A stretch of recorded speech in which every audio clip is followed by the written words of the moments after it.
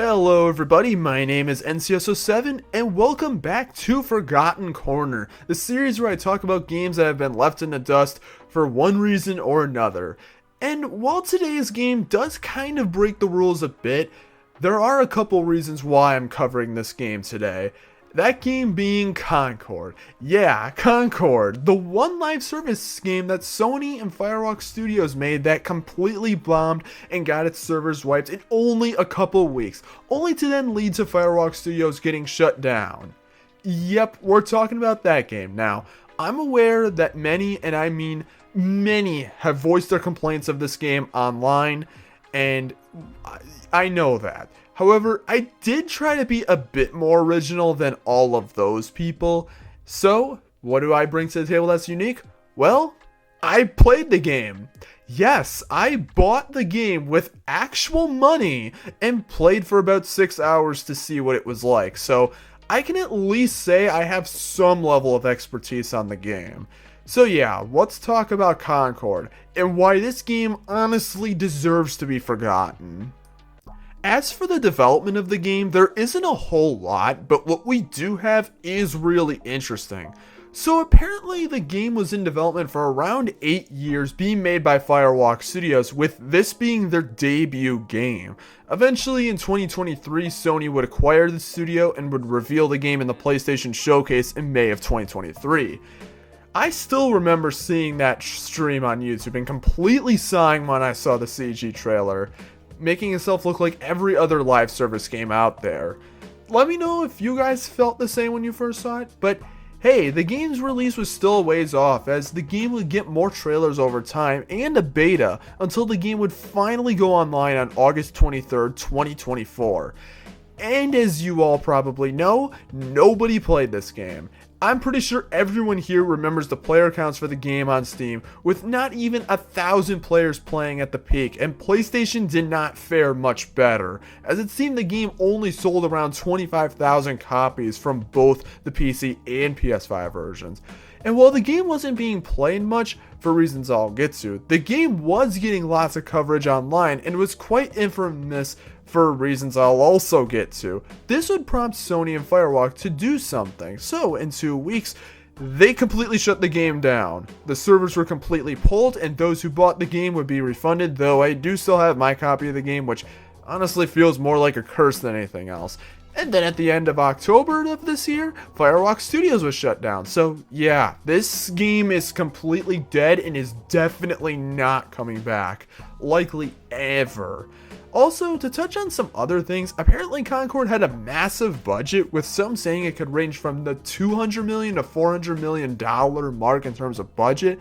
And even on the low end of that, $200 million sounds insanely high for a game like this. And while yes, I'm aware Sony has put a lot of money into marketing and budgeting of games before, they really overdid it here for a game that's really not that different. More on that later. It also seems that the work environment for the game was not the most pleasant, as at least according to a developer of the game, they said that there was a massive amount of toxic positivity, with the belief that the game wouldn't fail, which led to lots of feedback being completely ignored. Yeah, the game wouldn't bomb, it wouldn't fail. That's fucking hilarious. But yeah, that's pretty much the story of how this game came to be, so let's actually talk about the game itself. To start with how the game looks, the game does honestly run pretty well, as it should. Environments are well detailed and there's a decent amount of animation with the characters, and performance wise, the game runs at a clean 60 FPS and some of the graphic design is quite cool, which I mentioned since I'm studying in that field. So yeah, that's that. The game looks good, right? Well, there's one massive elephant I haven't mentioned: the characters. Oh my god, the character design in this game is not good. Many of the characters in this game look unappealing. They just look like rejects from Guardians of the Galaxy. And while yes, I feel like this could be seen as a minor nitpick, but seriously, these designs are horrible, and they really soil the image of the game, as the game doesn't have any good character designs, which just makes the game look worse. If you look at a game like for example, Overwatch, at least when that game was new, even if you weren't playing the game, you were probably aware of the amount of fan art that was made of the characters, as well as the NSFW art. The fact that Concord has like next to none NSFW art really says something about how poor of designs they are. So yeah, this game looks good if you don't talk about the characters, but if you're talking about the characters, they look like shit. But I'm just talking about the looks. What about the gameplay? As for the gameplay, Concord is a live service PvP game, which that basically just described the whole game in one sentence. So, can I move on? Fine, I'll get more into it. For starters, the actual gameplay and moveset of the game depend on which character you play as. For example, some characters move slower but have much better damage output, and some can move much faster with weaker weapons. Each character has their own unique ability which can be used that can be helpful at times. There's also a dodge roll that can be helpful when getting out of enemy fire. And that's it. That's really it. Now, as for the actual game modes, the only one I ever played was Trophy Hunt, where it's basically just team deathmatch, but when someone dies, you have to collect the card they drop, and the team that gets to 30 wins. This mode's okay. The other modes are more on the hardcore side, like Area Control, which is basically just splat zones from Splatoon, or really any defend mode in these kinds of games. Then there's Cargo Run, where you get a blue buddy to a zone and defend it. However, there's no respawning in this mode. And then finally Clash Point, where there's also no respawning, where you just defend a zone. And that's basically everything. There's also a Galactic Guide, which is basically just a lore map for the game that I never really understood the point of. And the job board to complete daily and weekly tasks, and a menu to customize the free gunners. And, yeah, I may not have gotten all of the details correct, as, like I said before, I only really played Trophy Hunt, but I honestly don't care, and I'm pretty sure you don't care either. Also, and just to throw this out there for the matchmaking, it actually never took me that long to get into a game, though since the player base was apparently bigger on PS5 compared to Steam, as far as I know, that may be the reason, but yeah, the matchmaking wasn't too bad.